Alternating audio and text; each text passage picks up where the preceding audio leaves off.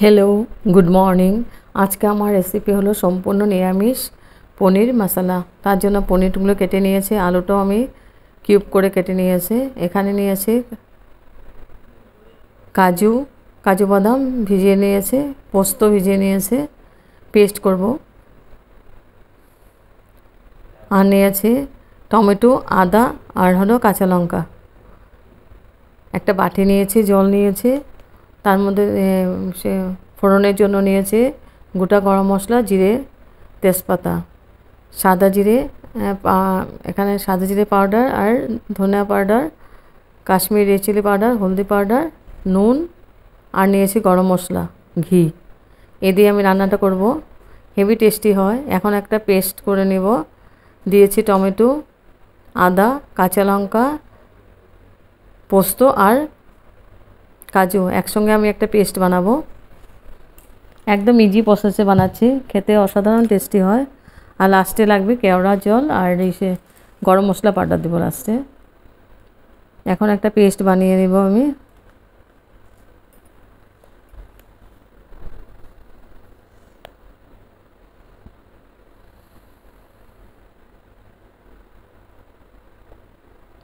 পোস্তটা দিয়ে দেব, কাজুটাও দিয়ে দেব, দিয়ে একসঙ্গে একটা পেস্ট বানাবো। পোস্ত 2 চামচের মতো দিয়েছে, আর কাজু 10-12টা। কাজু আমার ভাঙা কাজু আছে, 10-12টা কাজু হবে।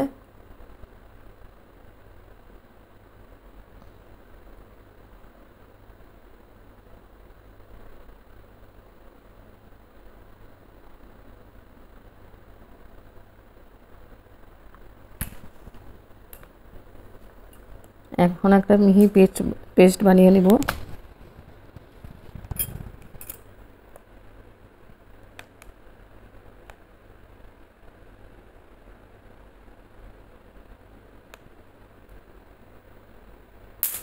পেস্ট করা হয়ে গেছে। এ থেকে একটা বাটি নিয়েছি, বাটির মধ্যে জল নিয়েছিলাম, ওখানে গুঁড়া মশলাগুলো গুলে নেব। এখানে দিয়েছি জিরে পাউডার, ধনে পাউডার, হলদি powder, Kashmiri red chilli powder, নুন। এই মশলাগুলো দিয়ে খুব সুন্দর মিহি একটা পেস্ট, মিহি একটা মশলা রেডি করে নেব। গুলে নিচ্ছি মশলাটাকে।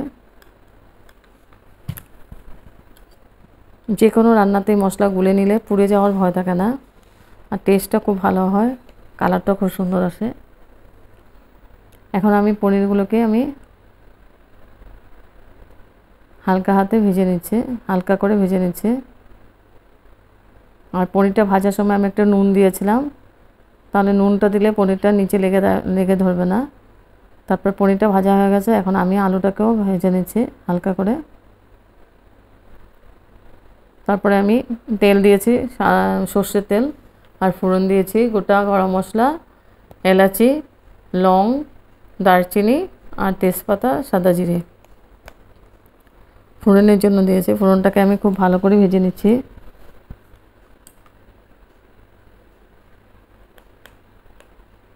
তারপর আমি গুলে রাখা মশলাটা দিয়ে দেব।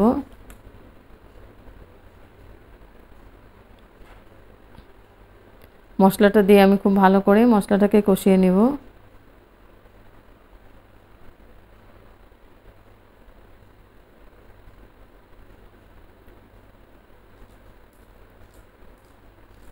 মশলাটা খুব ভালো করে কষানো হয়ে গেছে, এখন আমি দিয়ে দেবো আলুগুলো, ভাজা আলুগুলো।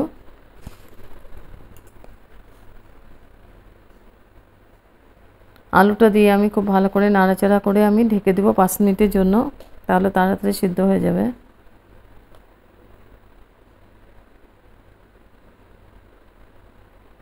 আলুটা আমি ঢেকে দিয়েছি, এবার ঢাকনা উঠিয়ে আবার নাড়াচাড়া করে দেব।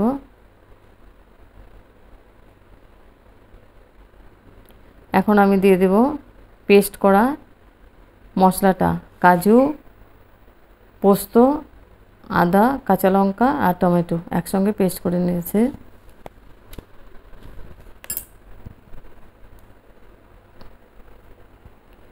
মশলাটা দিয়ে আমি খুব ভালো করে নাড়াচাড়া করে দিচ্ছি।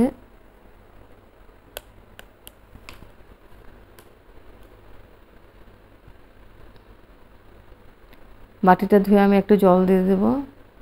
জলটা দিয়ে আবার খুব ভালো করে নাড়াচাড়া করে কষিয়ে নিব।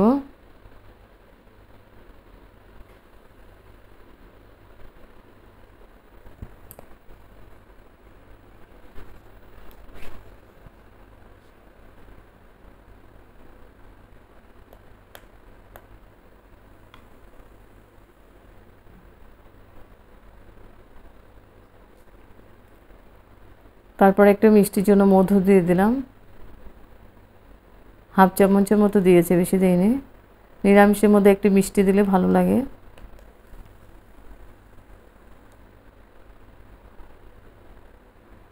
মধুটা দিয়ে আমি খুব ভালো করে আবার নাড়াচাড়া করে দিচ্ছি।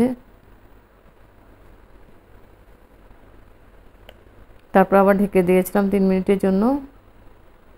এবার 3 মিনিট পরে এসে আবার নাড়াচাড়া করে দেব।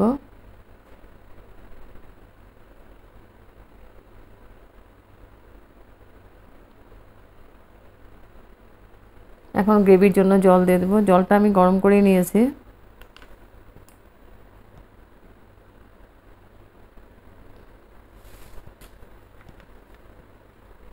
জলটা দিয়ে আমি একটু নাড়াচাড়া করে দিচ্ছি।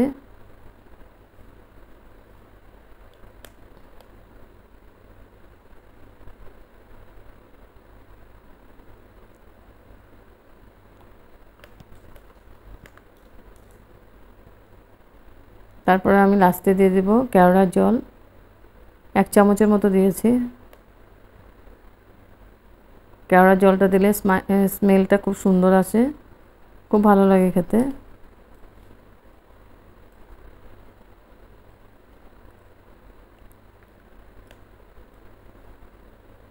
এখন আমার গ্রেভিটা হয়ে গেছে, আমি পনিরগুলো দিয়ে দেব।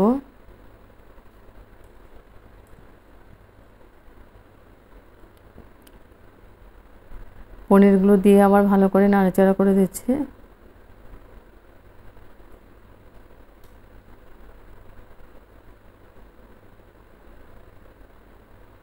তারপর দিয়ে দেব গরম মশলা পাউডার।